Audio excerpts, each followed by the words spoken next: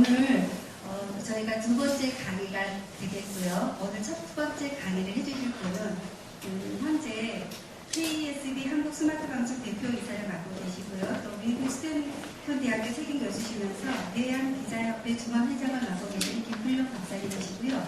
오늘 제목은 스피치 커뮤니케이션이라는 주제로 여러분들께 좋은 강의를 해드릴 겁니다. 여러분 큰 박수로 환영해 주시기 바랍니다.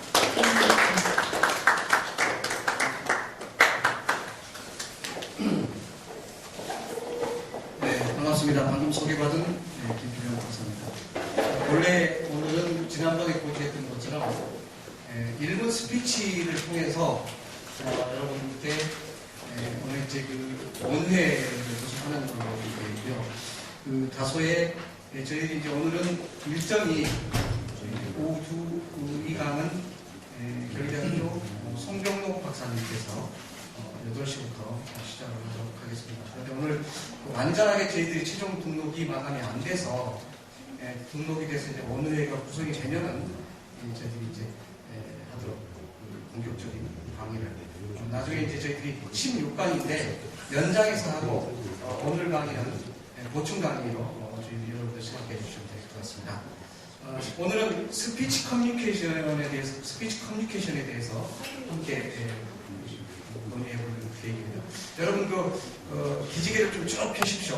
아마 식사를 하고 계신 분도 계시고 식사를 하지 않은 분도 계시는데 이럴 때 식사하신 분들은 소화 차원에서 쭉 펴시기 바랍니다. 이제 손을요 이렇게 깍지를 좀 펴보세요. 깍지를. 그래서 반대로 쭉 해서 앞으로 아따따따 하시면서 견갑 이런 스트레칭을 좀 해보십시오. 쭉 펴시고 반대로 이번에는 손을 위로 하늘로 해서 위 따따따 하시면서 다 같이 위 따따따 하면서 이 따따따 그 상태에서 여러분 왼쪽으로 옆 따따따 해보세요. 자,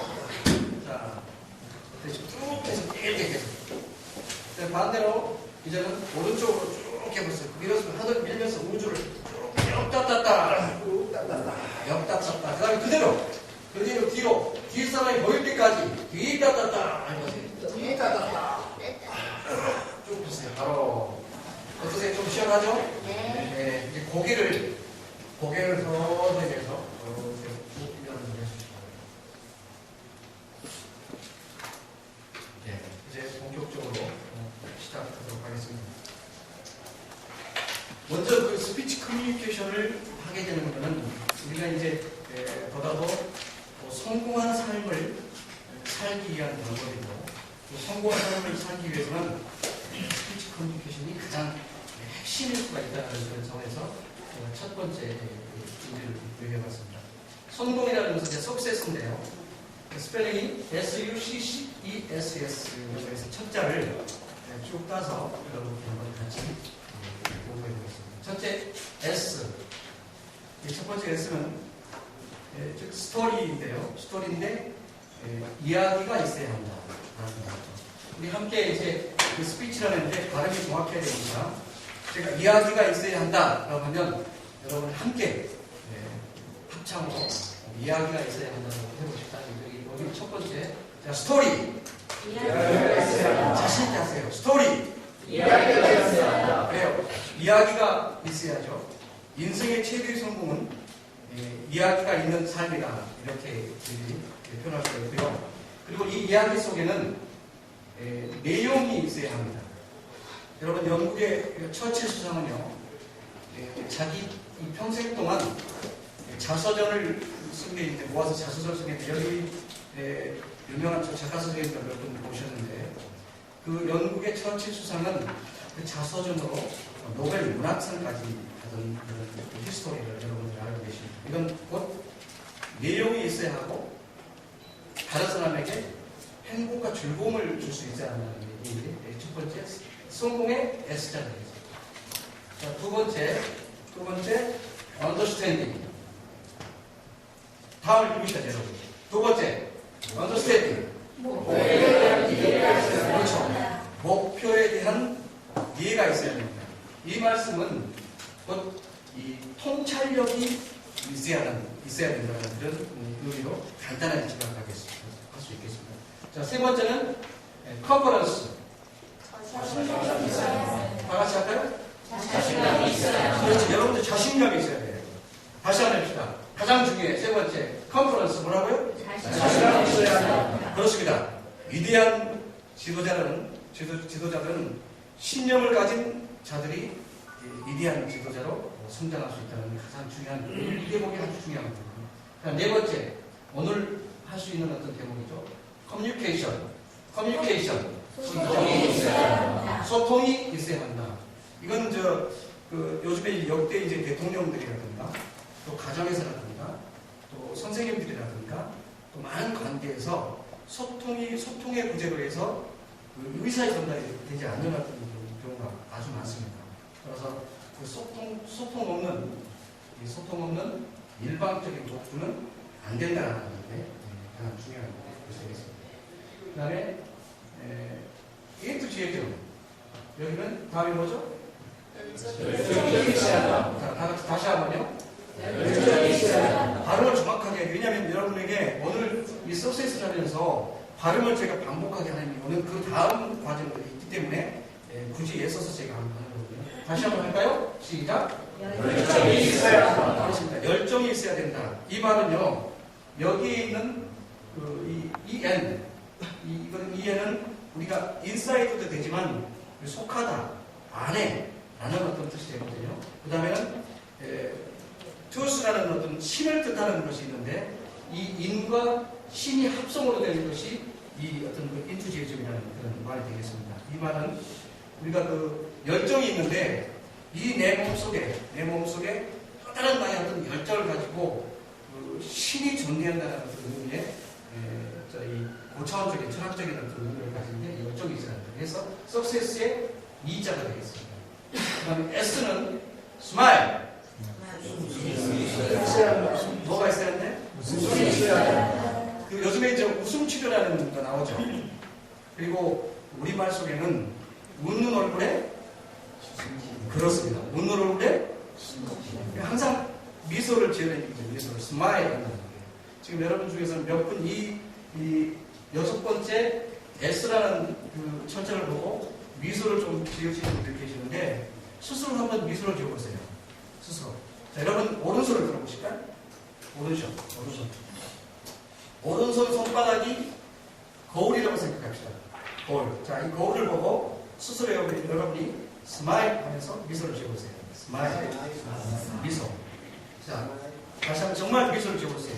저에게 나의 아름다운 모습을 이 손바닥 거울로 제 모습을 비춰보세요. 정말 여러분 얼굴이 미소진 얼굴인가요? 느껴야 됩니다. 느끼세요. 자, 여섯 번째, 스마일. 웃음이 있어야 한다. 이거는 즐겁게 일하라. 이제 즐겁게 일하라는 뜻이거든요. 즐겁게 일하라. 제가 강조할게요. 열심히 일하는 사람은 좋아서 하는 사람을, 그리고 좋아서 하는 사람은 즐겨서 하는 사람을 절대로 당해낼 수가 없는 거예요. 다시 할게요. 열심히 일하는 사람은 좋아서 하는 사람을, 그리고 좋아서 하는 사람은 즐겨서 하는 사람을 결코 이길 수가 없다는 거예요. 그러니까 스마일을 하면 일을 즐긴다는 얘기예요. 그러니까 여러분 여기는 앞으로 그 기업을 하시는 분들도 계시고 또 내년 6월에 지방선거에 출마를 계획하시는 분들이 계시는데 어떤 일이든지 즐기라는 얘기예요. 즐기기 위해서는 항상 미소 짓는 스마일의 얼굴을 가질 때 즐거움이 나에게 찾아온다는 그런 말씀드려서 S자의 철자를 떴습니다. 그 다음에 마지막에 또 S는 서비스. 뭐죠? 서비스. 다시 하죠. 뭐가 있어야 된다? 봉사가 있어야 된다. 봉사가 있어야 된다. 이건 이제 우리가 이 통계에 가면요.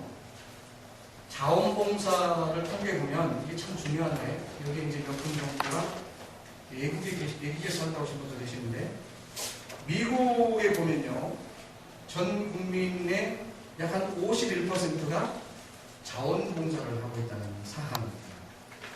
그 다음에 가까운 일본은요. 일본은 무려, 무료라고 하실 표현은 좀 그렇습니다만 30%가 자원봉사를 하고 있다고 해요. 그런데 여러분, 우리나라는 몇 퍼센트 정도가 현재 전 국민의 몇 퍼센트가 자원봉사를 하고 계신 줄 아세요? 아시나요? 5.5%예요. 5.5%. 뭐 여기 참석하신 분들도 지난 금요일날 변화와 희망 나는 봉사단이라는 것을 제가 알고 있는데 기사에 났더라고요. 연탄 배달을 하고 그런 봉사를 하고 있는데 봉사할 때 사람들은 나에게 모르는 이 6번째 있었던 것처럼 스마일하는 기쁨이 나타나잖아요. 근데 이제 우리가 이 봉사가 있어야 된다는 성공의 마지막 S 요소인데 우리의 신앙도 이 봉사 마지막에 S 이 봉사가 있어야 된다. 그래서 이 성공에 대한 요소가 석세스에 대한 요소가 이런 어떤 형태로 보여줬고 이런 글들은 많은 어떤 그런 SNS를 통해서라든가 또 많은 매체를 통해서 맞이했을 거예요. 그러나 냈어서 스피치 커뮤니케이션의 첫 번째 석세스라는 단어를 가지고 함께 풀어봤습니다. 여러분 모두 오늘 이 시간에는 성공적인 삶을 사실 바랍니다. 자, 이제는 이 스피치의 능력은요. 또 다음 장인데요. 이 표현력이 곧 경쟁력이다. 제가 지난 시간에 여러분에게 오늘은 1분 스피치를 전문가 TV를 통해서 카메라를 통해서 실수를 할 거다라고 보여드렸는데 만약에 이게 두려운 모습이 있으나 합니다. 그래서 표현적인 경쟁력이다. 즉 스피치 능력은 개인의 능력이다. 그리고 리더의 자질이다. 이렇게 쉽게 간단하게 표현할 수 있겠습니다. 이 사람의 판단을 보면요. 지난번에 우리 청와대 최진 국장님께서는 BMW라고 표현했죠. 오늘 여러분에게 신언서판이라는 말씀을 제가 드릴게요. 이 신언서판이라는 말은 사람이 판단할 때 몸, 신자, 즉 신체죠. 우리가 시작하기 전에 스트레칭으로 하루에 필요를 좀 알려봤습니다만 우리가 건강한 신체 우리가 가장 중요한 사람의 판단 기준이 됩니다. 두 번째는 말. 오늘 우리가 이제 할 요소 중에 하나인데 스피치. 말을 어떻게 구성했느냐에 따라서 구성하느냐에 따라서 사람을 판단할 수 있습니다. 그 다음에 세 번째는 글솜씨. 글. 물론 이 글솜씨에는 필체도 되겠지만 글을 쓰는 어떤 문장에 대한 구성 요소, 구성하는 어떤 그런 것들이 서야 되겠습니다. 마지막 네 번째 판은 우리가 사고하고 하는 판단력을 이야기할 수 있는데요. 이 신언서판 이 네 가지를 통해서 사람을 판단하고 평가하는 그런 기준이 되겠습니다. 지금 미국의 이제 대통령이 이제 오바마 대통령인데 오바마 대통령이 재선을 하게 된 간단한 어떤 스피치에 대한 의견을 집약적으로 좀 모아보고 있습니다. 첫 번째, 풍부한 이야기거리로 말합니다. 그러니까 우리가 이제 사회적인 이슈, 사회적인 이슈는 우리가 저널리스트를 통한다든가 언론을 통한다든가 많은 어떤 간접적인 경험을 통한다든가 이런 어떤 사회적인 이슈를 풍부하게 많은 이야기거리로 응용해서 말합니다. 그 다음에 사회 현안에 대한 이해와 통찰력. 그러니까 지금 현재 우리나라가 가장 이슈를 삼고 있는데 정치적으로는 뭐라고 해야 되겠습니까? 정치적으로 가장 이슈, 사회적인 이슈, 현안. 크게 한 두 가지로 잡을 수 있잖아요. 하나는 NLL에 대한 어떤 이야기. 두 번째는 이 국정원 댓글 사건이 과연 공기관이 선거에 개입했느냐 안 했느냐라는 게 지금 정치적인 어떤 사회 이슈가 되잖아요. 그런 어떤 사회 현안에 대한 이해와 통찰력 이런 어떤 것들을 복합적으로 풍부한 이야기거리로 이야기했을 때 나중에 나오는데 눈으로 말하는 것보다는 가슴으로 이야기되는 그런 전달 요소가 아주 강하다, 아주 강렬하게 전달됩니다. 두 번째, 오바마 대통령은 쉽고 간결하게 발언합니다. 우리나라 정치인 중에서 모 아나운서 출신 같은 경우는 말은 청산유수 좀 잘해요. 길게. 그러나 여기 쉽고 간결하지 못한다는 거죠. 즉 청중의 눈높이에 맞춘 너희가 아니고 자기만에 대한 모국적인 너희를 사용한다는 게 아주 단점, 나중에 나올 때도 단점이 나오고, 그 다음에 구어체를 주로 사용을 해요. 오바마. 마지막으로 겸손과 헌신적인 마음을 담아서 말을 한다. 즉 호감을 산다는 얘기죠. 이 세 가지가 크게 오바마 대통령이 스피치를 통한 두 번째 재선하게 된 요인 중 하나라고 말씀드릴 수 있겠습니다. 세 번째 이제 스피치 구성 요소인데요. 스피치 구성 요소는 첫째 이제 중복된 얘기입니다만은 컨텐츠가 있어야죠. 내용이 있어야 된다는 거죠. 두 번째는 딜리버리, 즉 전달. 이 전달이 정확하게 전달이 되어야 한다는 거죠. 그렇다면 나중에 나온 그런 오늘의 스피치 커뮤니케이션이 정확하게 구사했을 때, 여러분 표정들 포함해서 모든 게 이제 구사했을 때 정확한 전달이 될 수 있다. 그런 어떤 이야기를 들을 수가 있습니다. 제가 시간 관계상 빨리빨리 진행할게요.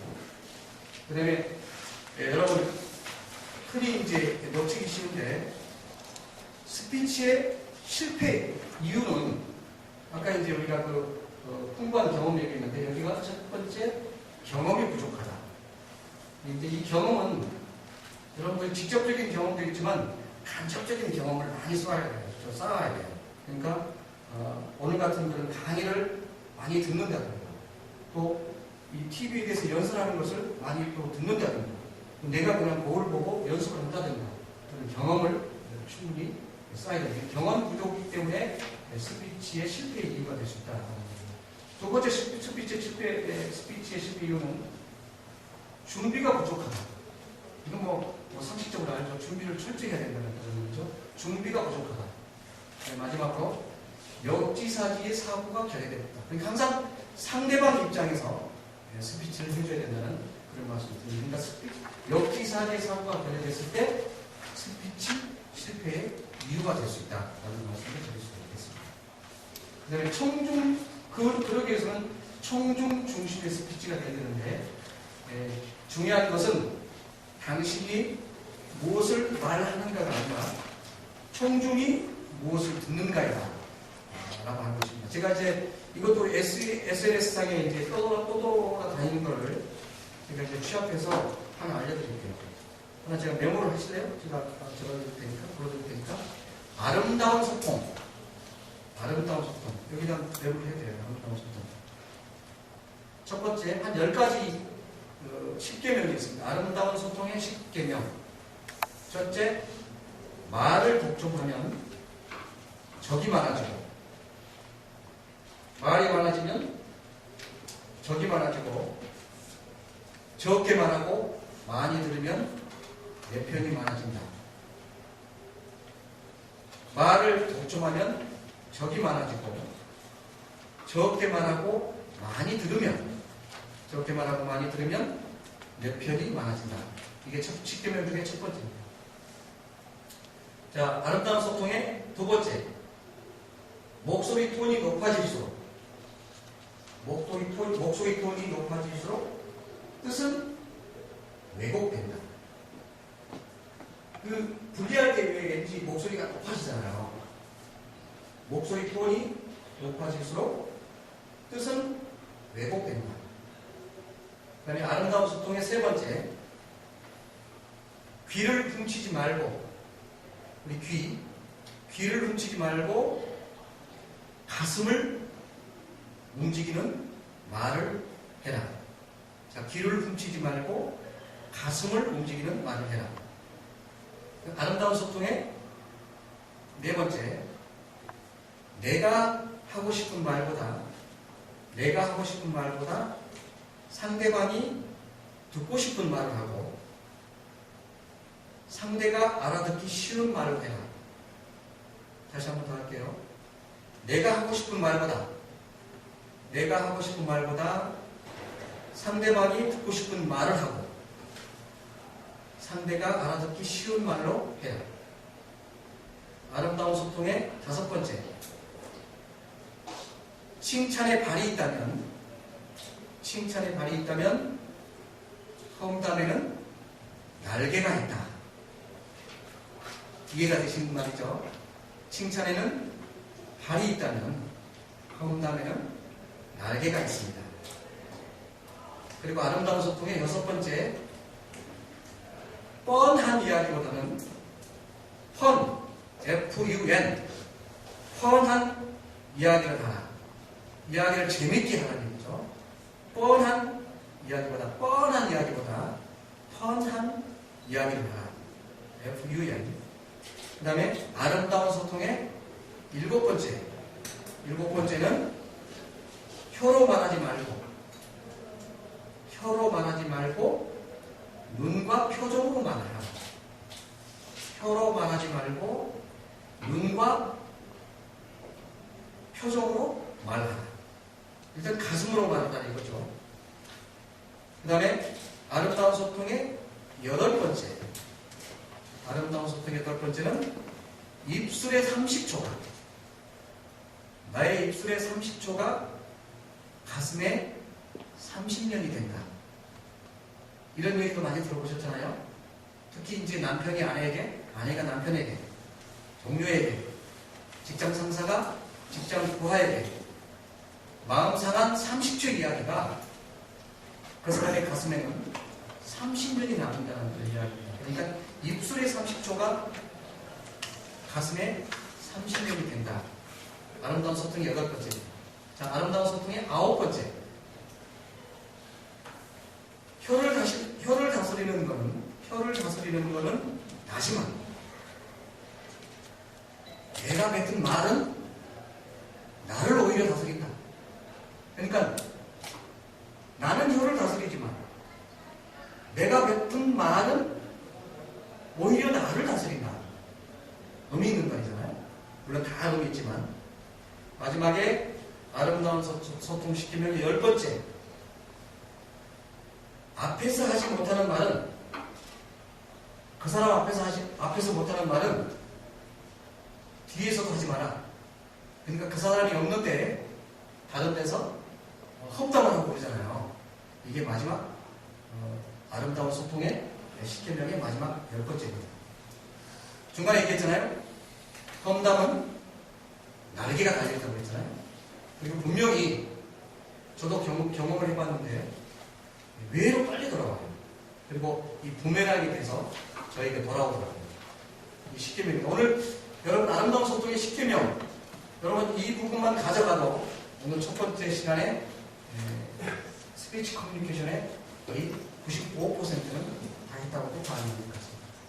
다음에 청중 중심의 스피치를 하고 물론 어떤 이 처음에 모두에 많이 나왔습니다만 중요한 것은 당신이 무엇을 말하는 것이 아니라 청중이 무엇을 듣는가이다. 이게 이제 얘기하면서 10가지 스피치의 아름다운 소통에 쉽게 되겠죠. 청중 중심의 말을 하기 위해서는 내용 구성을 저희들이 첫 번째 잘 해야 됩니다. 내용 구성. 그 다음에 내용 구성을 마쳤으면 청중의 분석을 해야죠. 청중의 수준. 그러니까 모여있는 계신 분들이 중학교 졸업하신 분들이지 또는 대학교 졸업을 하시는 분이지 가장 중요한 것은 종교적인 어떤 그런 의미 분석을 좀 잘 하셔야 돼요. 모이신 분들이 전부 다 이제 기독교 신자들인데 그 기독교 신자에 맞지 않게 불교적인 언어를 많이 쓴다든지 또 불교 신자들이 다 모였는데 아멘 할렐루야를 많이 쓴다든지 그런 어떤 그 청중 분석이 아주 중요한 것 같습니다. 그런 내용 구성과 청중 분석이 끝나면 명확한 전달 하는 게 약간 이제 아름다운 소통 이야기가 될 수 있고요. 스피치의 정의를 드려볼게요. 물론 다른 어떤 정의도 많이 있지만 이해와 설득인데요. 한정된 시간 내에 관련 정보를 정확하게 이해시켜서 한정된 시간 내에 관련된 정보를 정확하게 자신이 의도한 대로 판단과 의사결정이 되도록 하는 설득의 한 방법이다. 그러니까 이해와 설득이 되겠죠. 스피치의 정의를. 물론 스피치는 이제 여러분의 연극을 많이 보셨잖아요. 연극, 공연. 그러니까 연극의 정의라고 한다면 작가의 작품을 무대 위에서 관객에게 정확하게 전달하는 그걸 이제 연극이라고 정의하고 하는데 그런 어떤 비슷해요. 나중에 이제 바디랭귀지라는 영화가 나오는데 스피치 정의를 그렇게 이제 표현할 수가 있습니다. 다음, 이 설득의 어려움이 있는데요. 이거는 이제 평상 가볍게 좀 우리가 함께 보면서 느껴보죠. 내가 말을 했다고 해서 듣는 것은 아니다. 그렇죠? 내가 말을 했다고 해서 듣는 것은 아니다. 상대방이 들으려고 가슴을 열고 마음을 열어야 되겠죠. 두 번째, 또 들었다고 해서 그 상대방이 들었다고 해서 그 말을 그 뜻을 이해한 것은 아니다. 그렇죠? 그 다음 또 이해했다고 해서 이해를 했다고 해서 당신의 말을 동의하는 것은 아니다. 동의하는 건 아니다. 그리고 또 그 다음에 동의했다고 해서 동의를 했다고 해서 기억하는 것도 아니다. 이게 아주 중요하거든요. 기억력, 그러면 소위 이제 파지율이라고 부르는데 동의했다고 해서 기억하는 것은 또 아니다. 그 다음에 기억했다고 해서 그거를 따라하는 것이 적용하는 것은 아니다. 그리고 적용했다고 해서 마지막에 행동이 변하는 것은 아니다. 우리가 이제 내년 6월 달에 어떤 목표를 가지고 있는데 많은 어떤 유권자들에 대한 이 마음을 움직이게 할 때 마지막에 이 행동이 변하게 해야 됩니다. 그럴 때 우리가 오늘 스피치 커뮤니케이션의 중요성을 인식해야 됩니다. 그리고 물론 이제 기업을 운영하시는 회장님도 계시고 또 학교에 계시는 교수님도 계시고 또 작가 선생님도 계시고 또 생태 해석가도 계시고 또 유명한 공기업에 계시는 분도 계시고 그런 분들은 많은 사람들에게 정말 효과적인 스피치 커뮤니케이션이 있었을 때 그 상대방이 행동이 변한다는 말씀을 한 번 더 강조를 해드립니다. 자, 여러분 이 시간에 지금 이 페이지를 좀 펴보세요. 자, 제가 10가지 구성 요소를 했는데 지금 여러분 필기입으로 과연 내가 이 10가지 구성 요소 중에서 자, 첫 번째 내가 맞다고 보면 0표를 주시고 부족해 그러면 좀 부족해 그럼 세모 아니면 많이 부족해 그럼 X를 치세요. 자, 첫 번째 여러분 스스로 평가를 합니다. 이 시간에 그러면 상, 중, 하가 스스로 이제 평가를 할 수 있어요. 여러분 스스로 평가합니다. 첫 번째, 다른 사람 앞에서 말하는 것이 두렵다. 자, 두렵지 않다. 두렵다. 0표. 조금 두려울 것 같기도 하고 안 되고 세모. 아니야. 나는 전혀 두렵지가 않아. 그럼 X. 이거 한 번만 이 문제 하나만 우리가 거슬러 들어서 평가해보죠. 자, 1번이 그렇다. 0표. 손 들어보세요. 여기 이 클래스는 되게 우수하신데. 자, 내리시고요. 두 번째, 세모. 손 들어보세요. 세모가 가장 많던데. 좋습니다. 마지막에 손을 들지 않은 분은, 표를 하지 않은 분은 다른 사람 앞에서 말을 하는 것이 두렵지 않다는 얘기죠? 질문이 잘못됐나? 네. 두렵지 않다. 자신 있다. 5분 정도 되고. 좀 중간 정도 된다, 중간.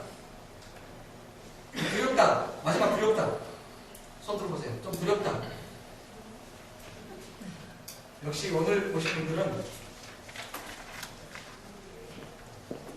수준이 좀 높아요. 두 번째, 상대방이 이해하도록 쉽게 말한다. 자, 나머지 4번째, 5번째, 6번째, 7번째, 8번째, 10번째 지금 평가를 해보세요. 여기 10가지 항목 중에서 한 3분의 2 정도가 이 물음에 5가 표현한다면 아주 스피치를 여러분들은 아주 잘하고 있다라고 평가하시면 됩니다. 이게 나의 스피치 지수입니다. 다음에는 발표 불안증 극복 방법을 같이 보도록 하죠. 발표 불안증을 극복하기 위해서는 자연스럽게 자연스러운 현상으로 받아들여라. 어차피 그러니까 왜 여러분 이런 얘기 있잖아요. 피하지 못할 거라면 즐겨라 그랬죠. 아까 스마일 할 때 최고의 자신감을 배웠을 때는 그 즐기라고 했잖아요. 즐기는 자가 최고라고 했잖아요. 즐기라. 자연스러운 현상을 받아들여라. 그 다음에 자신감을 가져라. 이건 누구나 다 이제 알 건데, 긍정적으로 생각하라. 그리고 내용에 대해 확신을 가져라. 이제 물론 준비를 많이 하라는 그런 얘기겠죠. 극복 방법은. 마지막으로, 연관됩니다만, 철저하게 준비하라. 이런 게 이 세 가지가 발표 불안증 극복 방법이 되겠습니다. 자, 그런 발표 불안증이 이해라는 과정인데, 여러분, 불안 심리 드러난 과정이에요. 예감, 직면, 적용, 해방인데요. 첫째, 이제, 이게 이제 그 불안감 해방, anticipation, 이게 이제 일시적인 현상인데, 첫 번째 발표하려고 그러면 이상하게 불안감이 오잖아요. 저도 매일매일 하다가 어느 정도 이제 1년 정도 강의를 쉬다가 이제 그 강의를 시작하잖아요. 그러면 괜히 불안감이 생겨요. 저 같은 경우도 전문적으로 하는 사람도 불안감이 생기는데, 그렇지 않는 많은 사람들은 얼마나 불안감이 생기겠어요. 미리 이제 겁을 먹거든요. 그러니까 지난 시간에 여러분에게 오늘은 1분 스피치를 합니다 라고 하니까 이건 어떻게 하지? 어떻게 준비하지? 불안한데? 그런 불안감이 생깁니다. 두 번째, 그럼 이제 예감이 생기죠. 그 불안감이 이제 직면하게 돼요. confrontation, 이게 불안감이 직면하게 돼요. 예감하고 직면하게 돼요. 그 다음에 이제 두 번째, 적응한다. 불안감에 이제 어차피 빠져들어버리죠. 어댑션이 되죠. 빠져들어버립니다. 마지막에 이제 릴리스할 때 해방이 됩니다. 빠져들어버리면 우리가 젖기 전에, 왜 젖기 전에 무섭잖아요. 젖기 전에 그러잖아요. 비가 올 때 완전히 그냥 퐁당 젖어버리면 그냥 포기해버리잖아요. 그래서 이제 우리가 쉴 때도 모든 걸 그냥 어떤 많은 일이 이제 업스페이스에 쌓였을 때도 그냥 아예 그냥 쉽게 그냥 퐁당 빠져버리죠. 거기에 불안감에서 아예 묻혀버리는 거죠. 그러면 오히려 해방이 된다는 그런 어떤 이 불안증의 발표 불안증이 이해가 됩니다. 이걸 좀 이해하시면 불안 심리 변화 과정을 충분히 이해할 수가 있을 것 같습니다.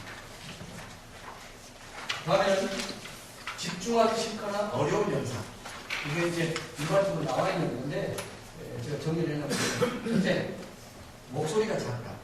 근데 이제 여기서 봤는데 외로 목소리가 크다. 그랬을 때도 듣기 싫거나 어려운 현상입니다.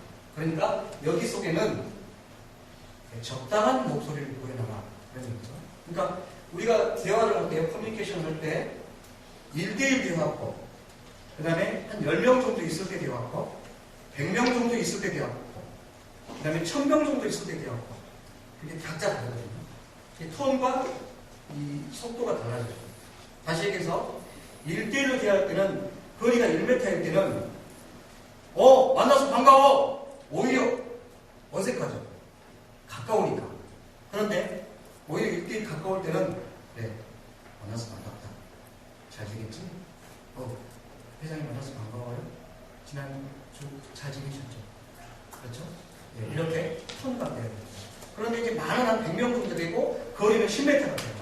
그럴 때는 자, 여러분 만나서 반갑습니다. 여러분 잘 지내셨어요? 잘 지내셨나요? 대답을 해보세요. 잘 지내셨어요? 어떤 적당한 톤과 어떤 목소리 톤이 있어야 돼요. 그 다음에 1000명 정도 되는가? 그럴 때는 여러분! 제 말을 들어보세요! 길게 좀 빼주는 거예요. 톤과 어떤 억양을 길게 빼주는 거예요. 그런 어떤 의미 얘기하는 거예요. 그 다음에 두 번째는 잘나지 않다. 세 번째, 횡설수설한다. 네 번째, 목소리나 태도가 변화가 없다. 요즘 제가 이제 어떤 정확한 매체를 지적해서 좀 그렇습니다만은 제가 93.1MHz의 CBS 방송을 제가 라디오를 잘 듣는데 보통 12시, 저녁 12시 좀 넘으면 그 프로듀서인데 그 친구가 직접 디스크 자키를 DJ를 해요. 근데 톤이 처음부터 끝까지 똑같아요. 똑같아. 처음엔 저는 이 음성이 컴퓨터나 로봇이 진행하는 줄 알았거든요. 정말 톤이 똑같아요.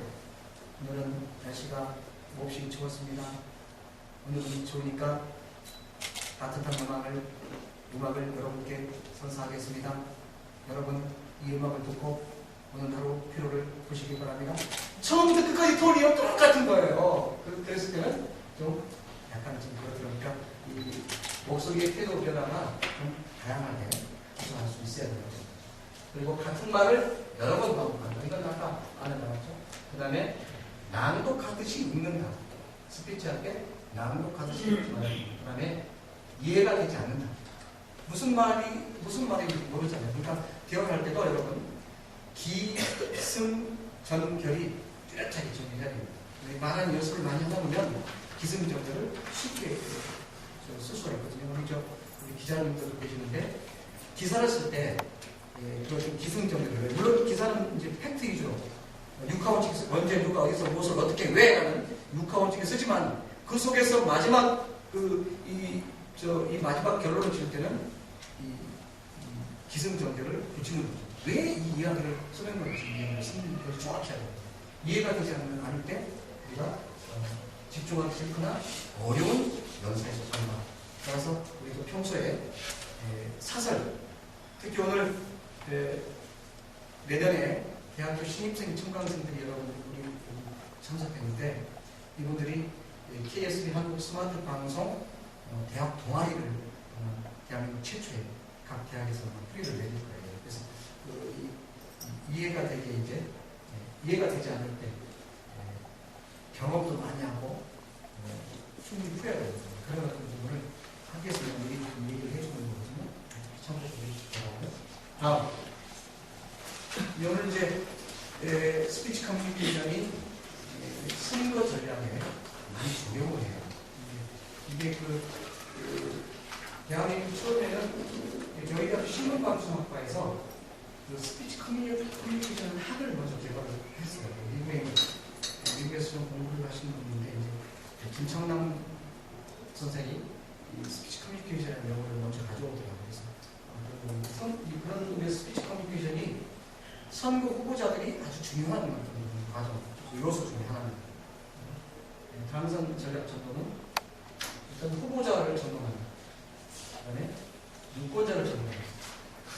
상황을 전도합니다. 여기 이제 약간 선거 후보자들이 좀 없고 일반인이 많아서 간단하게만 제가 하고 있을게요.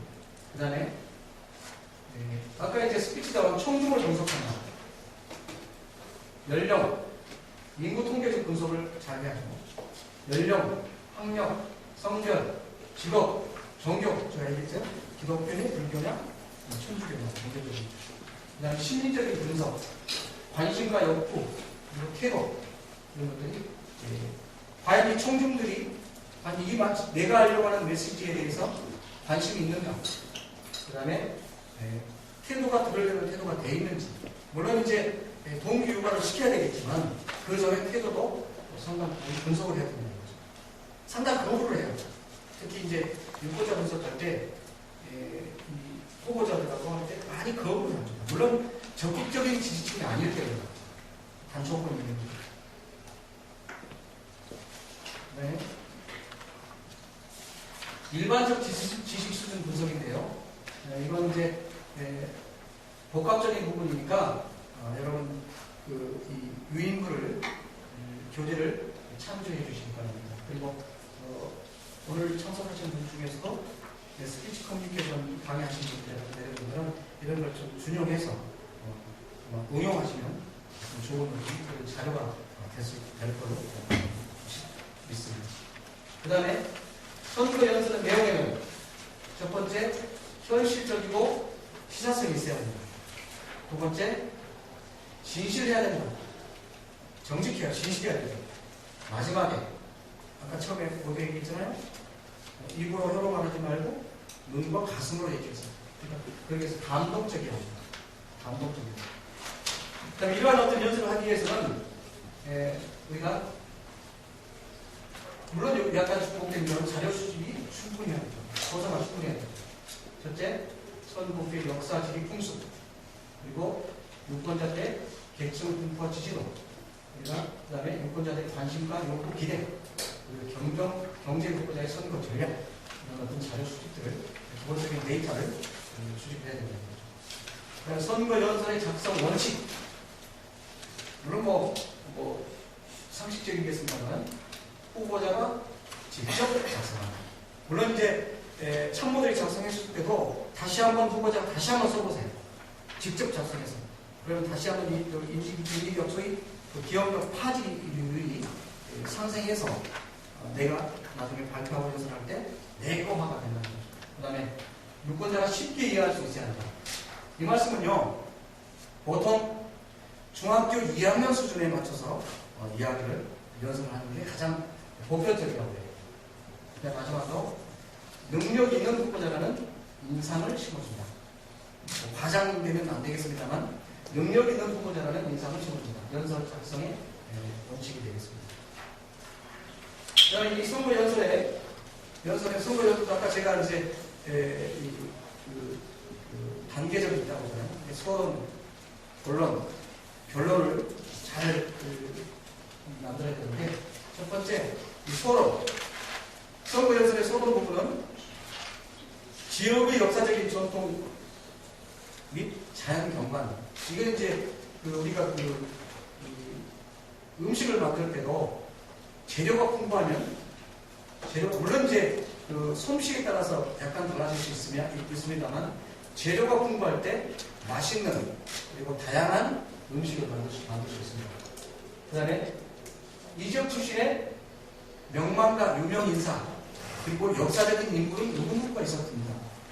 이 지역의 히스토리를 정확하게 알아야겠죠. 유명 인사. 그 다음에 지역의 특수성.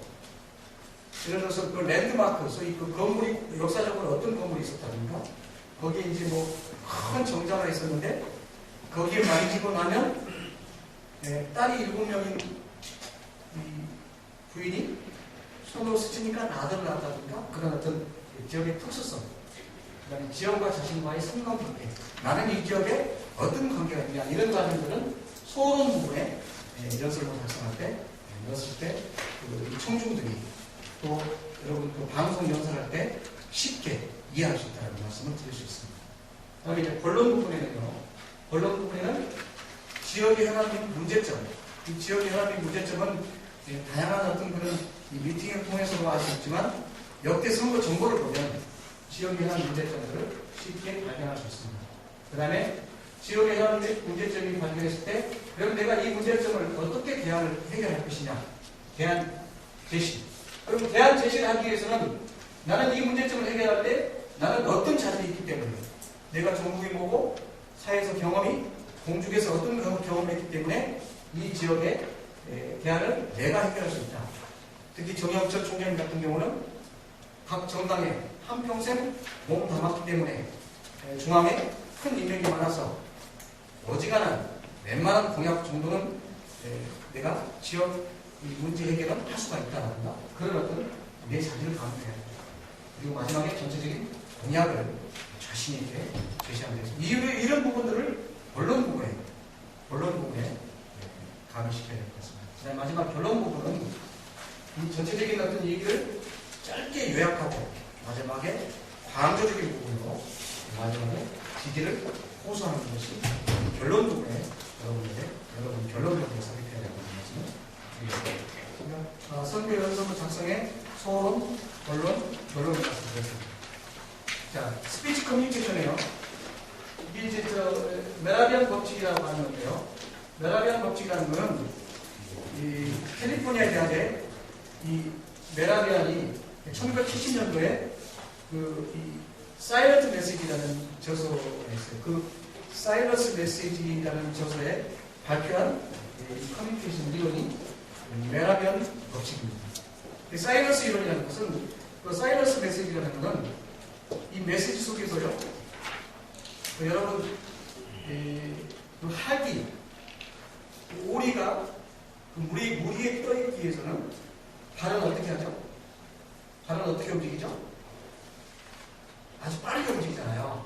그건 숨겨놓고 그 조용한 메시지, 아주 조용한 메시지. 근데 이제 스피치 커뮤니케이션 속에서는 메라비안 법칙 속에서 이런 게 있어요. 여러분 자녀라든가 또는 특히 이제 군인 출신 중에서 야단과 호통을 칠 때요, 큰 소리 치는 거하고 오히려 정말 작은 목소리로 무겁게 야단칠 때 같은 족도가 오히려 목소리를 낮추고 가슴과 표정을 다해서 아주 작은 목소리로 훈계와 야단쳤을 때 그 상대방이 느껴지는 강도가 더 세다는 겁니다. 물론 상충되고 같은 어떤 건지는 좀 여러분이 스스로 판단해야 되겠습니다만 사이러스 메시지가 조용한 메시지라는 것이었어요. 그때 이 메라비안이라는 이 캘리포니아 대학의 에버트 메라비안 교수가 1970년대에 발표한 건데요. 스피치의 태도가 55%를 차지한다. 내용이 7%. 오늘의 중요한 것은 스피치 커뮤니케이션이 오히려 38%를 차지한다. 다시 정정할게요. 태도가 55%. 맨 첫 장에 석세스 다음 장에 신원 석판에 있잖아요. 이 태도가 55%포인트. 그 다음에 오늘 우리가 연구하고 함께 고민하는 스피치 커뮤니케이션의 음성이 무려 38%. 내용은 물론 내용도 중요하지만 전체적인 상황 속에서 7%를 차지한다. 그렇다고 해서 7%를 간과하면 안 돼. 1%가 없었을 때 100%가 안 되잖아요. 여러분 오른손가락을 펴보세요. 오른손을 펴보세요. 오른손에는 모지, 인지, 중지, 양지, 소지가 있어요. 근데 각자 손가락이 다 자기 자랑하잖아요. 나는 엄지손가락이니까 내가 제일 최고야. 나는 두 번째 손가락이니까 아름다운 것을 너나 지시하니까 가장 중요해. 가운데 손가락은 제일 길고 키가 크니까 내가 제일 중요해. 마지막 이 네 번째 손가락은 반지도 끼고 또 심장하고 이 손가락이 연결되어 있다고 그러더라고요. 심장하고. 그러니까 제일 중요해. 마지막 새끼손가락이 할 말이 없잖아요. 여러분 과연 이 새끼손가락에 자랑은 뭐로 할까요? 반지 꽃반지를 낀다? 뭘 낀다? 오늘의 메시지는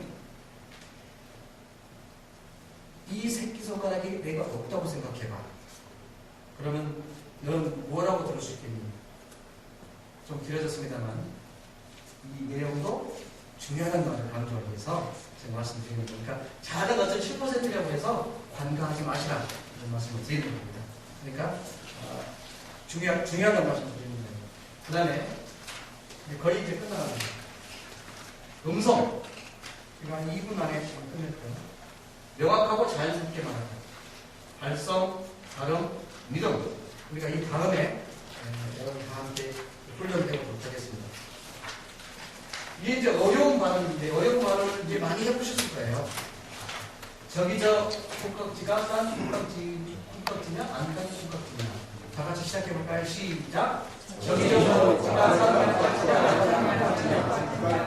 이걸 정확하게 이 발음할 때요. 처음에는 한자 그렇게 읽어야 돼요. 그래놓고 이 다음 장에 나오는 붙여서 읽는 게 나오거든요.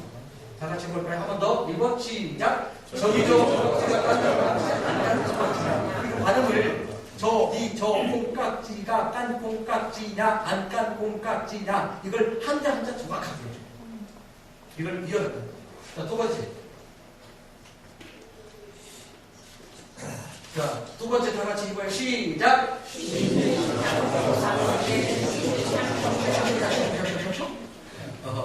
신진샹숑 과수의 신춘샹숑쇼 이게 정확하게 해주면 되죠. 다시 한번 시작.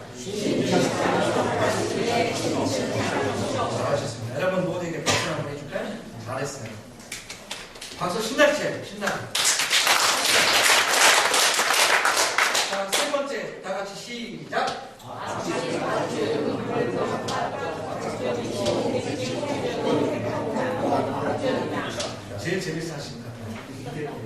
마지막 네 번째는 제가 던지 할게요. 경찰청, 철창살, 쌍철창살. 이거 하지 마시고 경찰청 따라해보세요. 시작. 경찰청, 철창살, 철창살, 청철상이야. 철창살, 쌍철창살, 쌍철창살. 쌍철창살. 이걸 이제 한 번에 이어갑니다. 경찰청, 철창살, 쌍철창살. 시작. 경찰청, 좀 이상하죠? 경찰청, 철창살. 이 발음을 정확히 해야 돼. 자, 이거 하기 위해서는요, 워밍업이 필요해요. 워밍업. 알려드릴까요? 입을 크게 벌려보세요. 평상시에 여러분 이제 발표하기 전에 이 준비 운동을 꼭 하세요. 크게. 그 다음에 혀를요, 있는 끝 앞으로 내밀어 보세요. 멋지다. 그 다음에 이걸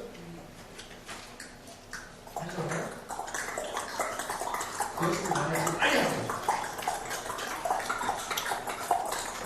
마지막에 입술을 풀어보세요. 프랑 보시면 섹소폰을 보시면 리허설을 많이 해요. 뭐죠? 플랫 할 때도 많이 하죠. 자, 이거 하고 발음을 해보세요. 마지막 첫 번째. 자, 연습했어요. 시작!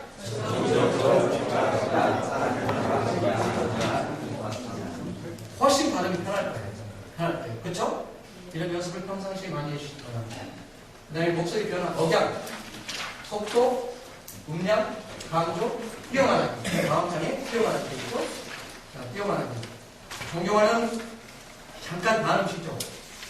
자, 여기서 이건 잠깐 소개시는데 존경하는 주민 여러분, 그리고 현명하신 유권자 여러분. 자, 다 같이 해볼까요? 시작. 존경하는 주민 여러분, 그리고 현명하신 유권자 여러분. 역시 여러분들은 완벽해요. 완벽합니다. 다시 합시다. 존경하는 주민 여러분, 그리고 현명하신 유권자 여러분. 이제는 조금 더 많아졌을 때예요. 자, 시작. 존경하는 주민 여러분, 그리고 현명하신 유권자 여러분. 자, 이제는 여러분, 본인 여러분 이름 합니다. 여러분 이름 하세요. 여기 2번까지 합시다. 시작. 저 2번. 다 같이 크게 하세요. 자, 기호 2번. 홍길동을, 그러니까 누구누구를 선택해 주십시오. 우리 도봉구를 발전시키겠습니다. 열심히 일하겠습니다. 여러분한테 붙여주는 거예요. 열심히 일하겠습니다. 여러분. 옛날에 그 김영삼 전 대통령 같은 경우에 열심히 일하겠습니다. 여러분! 그랬잖아요. 그 어떤 의미를 생각해 보시면서 연습하시고. 여기만 다시 한번 해보고 여기 넘어가겠습니다. 다시 준비. 스탠바이. 자, 시작! 기호 2번 우리 도봉구를 발전시키겠습니다. 열심히 일하겠습니다. 여러분. 박수 한번 주세요.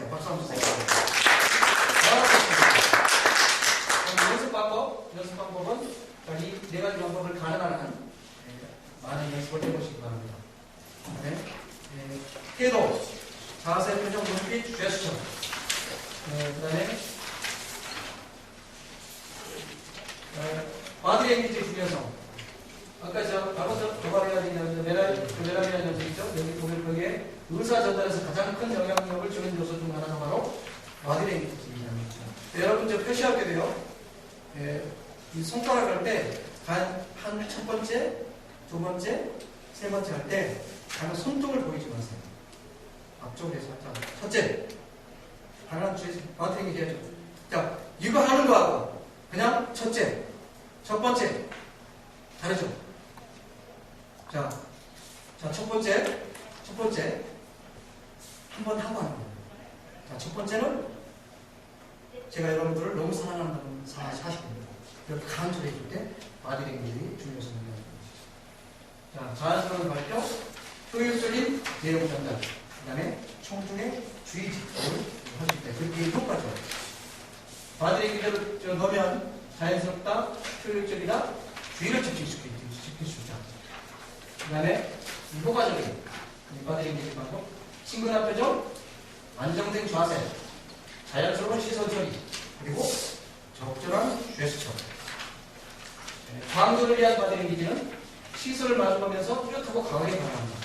시선을 마주보면서 시선을 마주하면서 뚜렷하고 강하게 반응합니다. 그리고 강조 부분을 천천히 언급합니다. 강조 부분을 천천히 언급합니다. 그리고 강조할 때 잠시 뜸을 들입니다. 그리고 다시 한번 반복합니다. 그렇죠? 맞죠?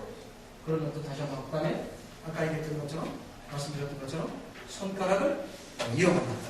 이게 이제 강조를 위한 바디랭귀지가 되겠습니다. 자, 연사의 이제 공신력인데요. 이게 이제 우리가 에토스라는 공신력인데 이게 철학적인 용어예요. 에토스라는 용어는 그 관습을 표현합니다. 관습. 그러니까 나만의 우리 누구나 습관과 관습이 있어요.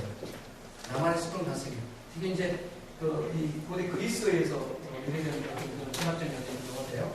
소위 이제 트러스리스, 신뢰성. 그다음에 엑스퍼티스, 전문성. 그다음에 이제 다이나미즘이라는 거죠. 열성. 이제 이 에토스라는 것 속에서는 연사의 공신력은 자기 속에 이제 안에 있는데 신뢰성, 전문성, 열성 이 세 가지의 요소가 연사의 공신력이 되겠습니다. 그다음에 이제 후보자의 에토스는 제가 아까 에토스의 말씀을 설명드렸죠. 인간미가 살아있는 진실한 후보자가 되겠습니다. 철저한 준비된 모습을 보여준다. 후보자의 눈물과 땀을 보여줘야 된다. 출마 이유가 분명히 하나. 전문적 지식과 식견이 있어야 합니다. 그런 쪽이 가장 중요한 것은 세 번째 항목입니다. 눈물과 땀을 보여줘야 됩니다. 진정성이죠. 네, 제가 짧은 1시간 동안에 스피치 커뮤니케이션에 대해서 여러분께 보충 강의를 드렸습니다.